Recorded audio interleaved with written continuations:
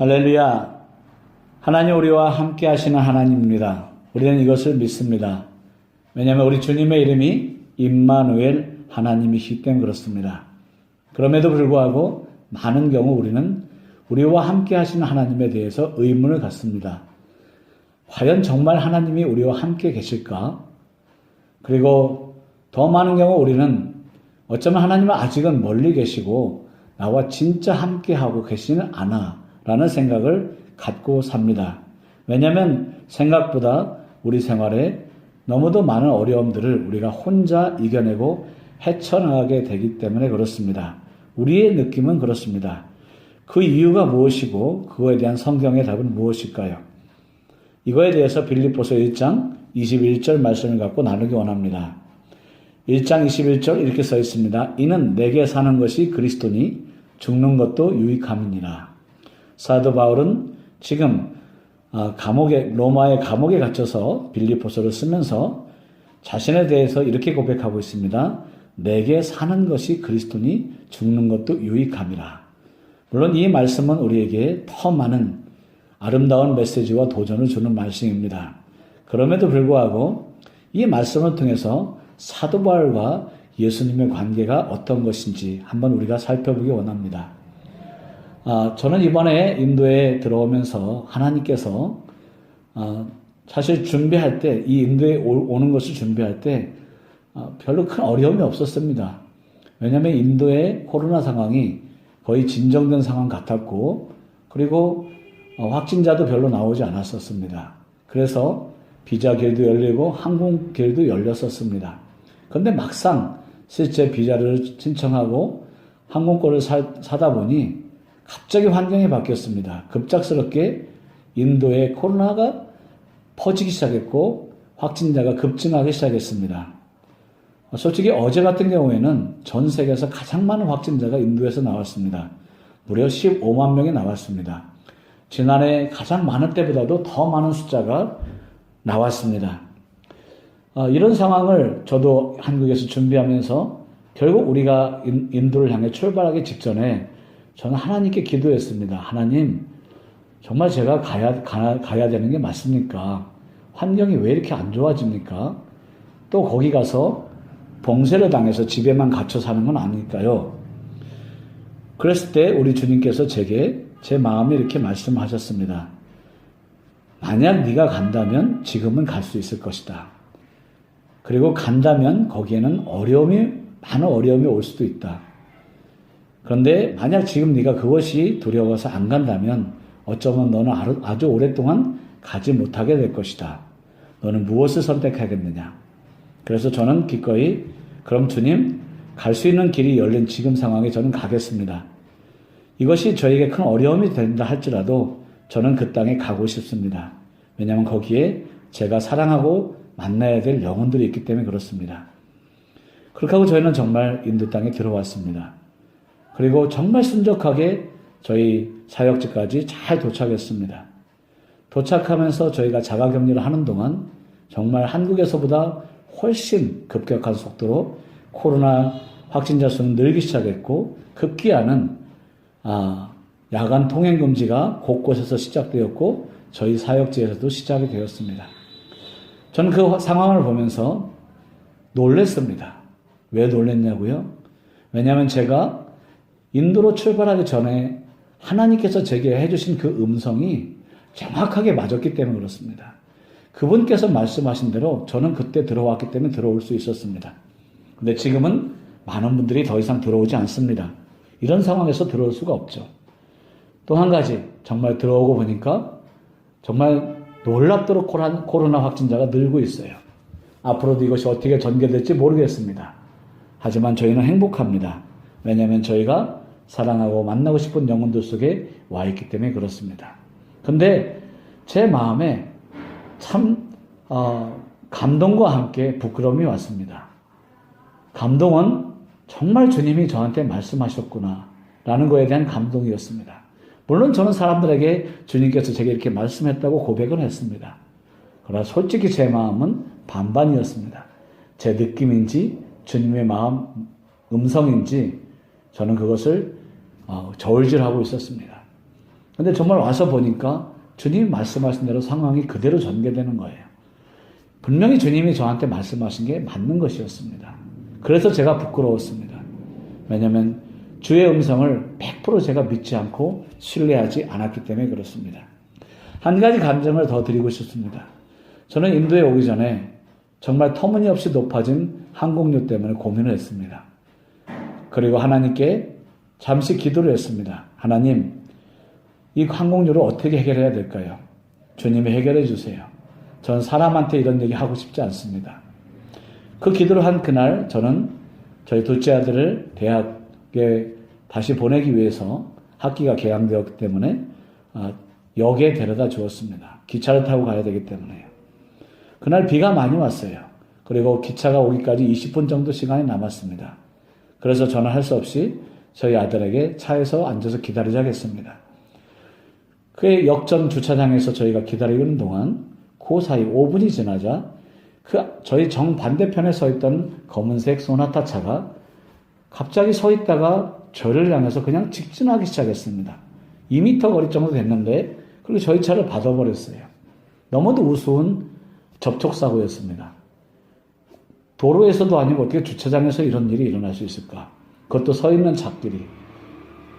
거기에 운전사도 내려서 너무도 황당하다고 죄송하다고 얘기하면서 자기 전화번호를 줬습니다. 저도 너무 안타깝겠다 생각하면서 그분이 흔쾌하게 전화번호를 주시길래 거기서 그냥 모든 걸 매듭지었습니다. 그리고 그분의 전화번호를 제 전화번호에 저장하자마자 집에 와서 보니 그분이 카톡 문구가 뜨는데 성도님이셨습니다. 왜냐하면 거기에 성경 말씀이 써있기 때문에 그랬습니다. 마음이 안타까웠습니다. 제가 선교사로서 그분에게 피해를 주면 안 되겠다 생각이 들었습니다. 그래서 다음날 저는 카센터에 가서 보험 처리 안 할 테니까 가장 저렴하게 이것을 수리해 달라고 했습니다. 13만 원이라는 비용으로 모든 것이 해결이 됐습니다. 저는 너무도 기뻐서 그 성도님께 제가 이 정도 비용으로 처리했습니다. 이것만 제게 보내주시면 되겠습니다. 그러면서 제가 이렇게 얘기했습니다. 저도 인도에 사역하는 선교사라서 성도님께 조금이라도 누를 끼치고 싶지 않습니다. 그러니 부담 갖지 마시기 바랍니다. 그분도 곧장 답을 해주셨습니다. 너무도 기뻐했습니다. 그러면서 저렴한 비용에 처리해서 감사하다고 월동 13만 원을 제 통장에 보내줬습니다. 그리고 1분 후에 그분은 13만 원 외에 제가 아침에 구했던 비행기 값에 해당하는 비용을 다시 통장에 보내주셨습니다. 통장에 그 돈이 들어온 걸 보고 전 놀랄 수밖에 없었습니다. 저는 그분에 급히 전화를 걸었습니다. 이 돈 잘못 보내신 거 아니십니까? 왜 저한테 이 돈을 보내십니까? 그러자 그분은 이렇게 얘기했습니다. 저는 항상 주님께서 언젠가 저를 당신의 통로로 써주시길 원했는데 오늘이 그날이라는 확신이 듭니다. 주님께서 주신 감동대로 저는 보내드렸습니다. 할렐루야. 놀랐지 않습니까? 그분은 저를 1분밖에 보지 않았습니다. 제가 정확하게 어떤 사람인지 잘 모르십니다. 선교사라는 것까지만 알고 있습니다. 근데 굳이 그렇게 큰 목돈의 돈을 저한테 보낼 이유가 있을까요? 인간적으로 생각하면 전혀 이유가 없었습니다. 그런데 저는 인정할 수밖에 없었습니다. 그날 아침에 저는 주님께 그 돈을 구했고 어느 사람한테도 제가 직접적으로 구하기 그런 필요를 얘기하고 싶지 않다고 주님께 말씀드렸습니다. 그랬을 때 주님께서는 생전 보지도 못한 그 낯선 성도님을 통해서 제 필요를 희한한 방법으로 채워주신 겁니다. 정말 그날 그 주차장에서 그 차가 앞으로 밀리면서 저 차를 받은 것은 주님께서 정말 뒤에서 밀어버리신 거다라고 인정하지 않을 수가 없습니다. 이런 놀라운 기적 너무 감격스럽지 않습니까? 정말 저희는 지난 20일 넘는 시간 동안에 주님께서 인도를 출발해서 여기까지 오는 동안에 너무도 많은 것을 세세하게 채워주시고 해결해 주시고 인도해 주셔서 감격에 감격을 드릴 수밖에 없었습니다. 그런데 그런 와중에서도 저는 제 안에 한 가지 부족한 것을 보았습니다. 며칠 전에도 저는 주님께 그렇게 기도했습니다. 주님, 분명 주님이 저와 함께 하신 걸 제가 아는데 왜 주님께서 함께하고 계시다는 이 사실 앞에 저는 뭔가 아직도 부족하다는 느낌을 받죠. 왜 저는 아직도 주님과 저 사이에 어떤 큰 갭이 있다는 걸 느끼죠. 주님이 분명 함께 하신 것 같은데 저는 아직 그것을 확신하지 못하고 있습니다. 이유가 무엇입니까? 그래서 주님께서 제게 아주 세밀하게 깊은 음성으로 한마디를 해주셨습니다. 그것은 바로 그 이유는 내가 너와 함께하고 있지 않기 때문에가 아니고 바로 내가 너와 함께하고 있다는 것을 믿지 않기 때문이다. 저는 정말 번개에 맞은 것 같았습니다. 그리고 제가 돌아보니 그것은 너무도 사실이었습니다. 주님은 지금도 제 인생 가운데 너무도 많은 기적들을 수없이 많이 쏟아져 나오게 하고 계십니다. 주님이 함께하고 계신 증거들을 너무도 많이 보게 하고 계십니다. 비단 그저께 얘기를 드리면 저는 인도에서 코로나 백신을 주고 있다는 얘기는 들었습니다. 근데 저희가 맞을 수 있다는 확신은 없었습니다. 왜냐하면 외국인이니까요. 자국민도 주기 힘든데 외국인을 누가 놔주겠습니까?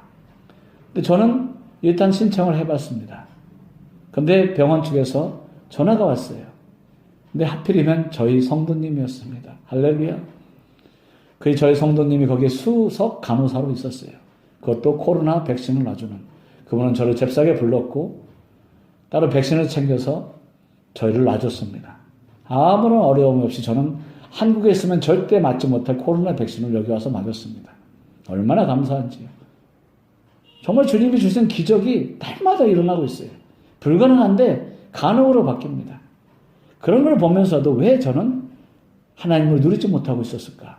바로 주님의 음성이 너무도 정답이었습니다. 제가 믿지 않고 있었습니다. 제가 믿지 않고 있기 때문에 하나님께서 나와 함께 아무리 해주셔도 하나님이 함께 하시고 계시다는 그 든든함과 확신과 감격을 저는 전혀 소유하지 못한 삶을 살고 있는 거예요. 마치 의심 많은 자녀들과 똑같은 것 같아요. 하나 주면 받은 건 고맙다 해요. 그런데 또 줄 거라는 믿음은 없어요. 내일도 주실 거라는 믿음은 없어요. 이 문제가 해결되면 이건 감사한데 다른 문제도 해결해 주실 거라는 문제는 거기에 대한 확신이 없어요. 믿지 않기 때문에. 믿지 않는 의심하는 자녀. 그게 바로 저의 모습이었습니다. 근데 오늘 말씀 사도 바울은 뭐라고 고백하고 있습니까? 내 안에 사는 이가 그리스도니 죽는 것도 유익함이라. 사도 바울은요, 너무도 담대하게 확신 있게 고백하고 있어요. 내 안에 예수님이 살고 계시다고. 그 믿음의 확신이 어느 정도인지 아십니까? 그게 너무도 확신하기 때문에 내가 지금 죽어서 나와 함께 계신 그분과 영원히 내가 같이 누리게 살아도 나는 너무도 좋다는 얘기예요. 모든 사람들은 하루라도 더 살고 싶어서 말립니다. 근데 지금 사도 바울은 자기 안에 예수가 계신 것이 너무도 확실하기 때문에 그는 내가 지금 죽어도 난 상관없다는 겁니다. 어차피 이분과는 계속 함께 살 것이니까. 사도 바울이 과연 환경 때문에 이런 확신을 갖고 있었을까요? 사도 바울은요, 로마에 지금 갇혀있는 상태입니다. 그는 로마에 가서 화려하게 복음을 전하고 싶었는지 모르겠습니다. 하지만 그는 감옥에 갇혀있고 겨우 감옥에 찾아오는 몇몇 사람들한테 복음을 전할 수밖에 없는 그런 아주 빈약한 처지에 있었습니다. 우리 같으면 하나님을 원망하고 하나님의 인도하심에 대해서 함께 가심에 대해서 충분히 의심할 수 있는 상황이었습니다. 그럼에도 불구하고 사도 바울은 그런 환경에 의지해서 예수님의 존재를 의심하지 않았습니다. 사도 바울은 너무도 분명하게 그럼에도 불구하고 내 주님은 지금 나와 함께 계시다는 것에 대해서 100% 믿고 믿음을 넘어서 그 자신이 거기에 자기의 모든 삶을 걸 수 있는 수준이었습니다. 와, 그러기에 사도 바울은 임마누엘의 하나님을 늘 누렸고 그분을 소유했고 그분이 주시는 그 모든 풍요와 보호와 사랑과 그리고 그 은혜를 마음껏 누리고 감사하며 살 수 있었던 것입니다. 여러분, 오늘도 주님은 우리와 함께 하시는 것을 믿으시기 바랍니다. 만약 여러분이 예수님을 정말 마음으로 영접하신 것이 사실이라면 예수님이 지금 여러분과 함께 계신 걸 믿으시기 바랍니다. 때로는 우리가 영적으로 너무 메말라 있고 게을러서 영적으로 너무 처져 있어서 주님의 임재를 우리가 느끼지 못할 때도 많이 있습니다. 하지만요, 주님은 그렇게 금방 데펴진 냄비 그릇처럼 금방 우리와 함께 계시다가 금방 우리를 버리고 떠나시는 하나님이 아니십니다. 그분은 신실하게 한 번 오셨으면 끝까지 함께 하시는 하나님이십니다. 그분의 함께 계심을 의심하지 마십시오. 문제는 함께 계심을 의심하는 나의 의심이 문제인 것입니다. 하나님께 기도합시다. 주님, 제 안에 이 믿음을 거두어 주십시오. 그리고 주님이 함께 하시는 것을 확신하게 해 주십시오. 여러분, 주님이 함께 하신다는 이거에 대해서 우리가 믿기 시작하는 그 순간요, 우리에게는 홍해가 갈라지는 기적이 나타납니다. 어떤 일이 벌어지냐고요? 네, 우리는 너무도 큰 담대함을 갖게 됩니다. 마치요, 그 잔뜩 만땅으로 주유한 자동차, 그는 수백 킬로로 달리는 고속도로가 두렵지 않습니다. 하지만 빨간불이, 주유기에 빨간불이 들어와 있는 자동차는 고속도로 내내 불안해요. 빨리 주유해야 되는데. 기름을 만땅으로 채운 자동차처럼 주님이 나와 함께 계시다는 것에 확신을 드는 순간 우리는 수백 킬로로 달릴 그 고속도로가 전혀 두렵지 않아요. 넉넉하게 우리는 갈 수 있으니까요. 기름이 충분한 걸 아니까요. 두 번째로 우리는 담대하게 모든 일들을 다 진행하게 됩니다. 두려움이 사라집니다. 왜냐고요? 마치 그 아기 곰 뒤에 거대한 엄마 곰이 서 있듯이 우리 뒤에 하나님이 서 계신 것이 우리에게 너무도 사실적으로 보여지기 때문에 그렇습니다. 그 아기 곰이요, 뒤에 엄마 곰이 서 있을 때 그는 자기가 마치 커다란 곰이 된 것처럼 그렇게 당당하게 맹수들과 싸웁니다. 왜냐하면 뒤에 엄마 곰이 있기 때문에 그렇죠. 네, 마찬가지입니다. 하나님이 함께 계시는 걸 확신하는 순간 우리의 마음에 오는 그 담대함과요, 담력이라는 것은 뭘로 표현할 수가 없어요. 그는 정말 사자의 기계를 갖고 모든 일을 진행하고 달려가게 되어 있습니다. 여러분, 저는 이번에 주님께서 제가 인도 올 때 했던 그 말씀을 나누면서 마치고 싶습니다. 주님께서 제가 이렇게 말씀하셨습니다. 나는 너와 함께하고 있다. 네가 무엇 하든지 내가 함께하겠다. 담대하게 나아가라.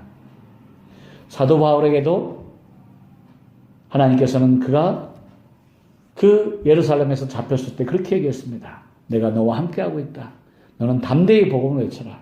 로마에 가서도 외쳐야 될 것이다. 할렐루야. 마태복음 28장 19, 20절 세상 끝날 때까지 주님 우리와 함께 하겠다고 약속하셨습니다. 여러분, 오늘도 임마누엘의 하나님을 누리고 있지 못하다면 그것은 우리가 의심하고 믿지 않기 때문일 가능성이 아주 큽니다. 사도 바울의 그 고백을 나의 고백 삼아서 오늘부터는 그 의심을 이제는 다 쳐내고 그 하나님을 보이지 않아도 100% 믿음으로 주님이 주시는 담대함과 담력과 그 놀라운 그 충만함을 누리면서 달려가는 여러분이 되시기를 주님의 이름으로 축원합니다. 할렐루야. 사랑하고 감사합니다.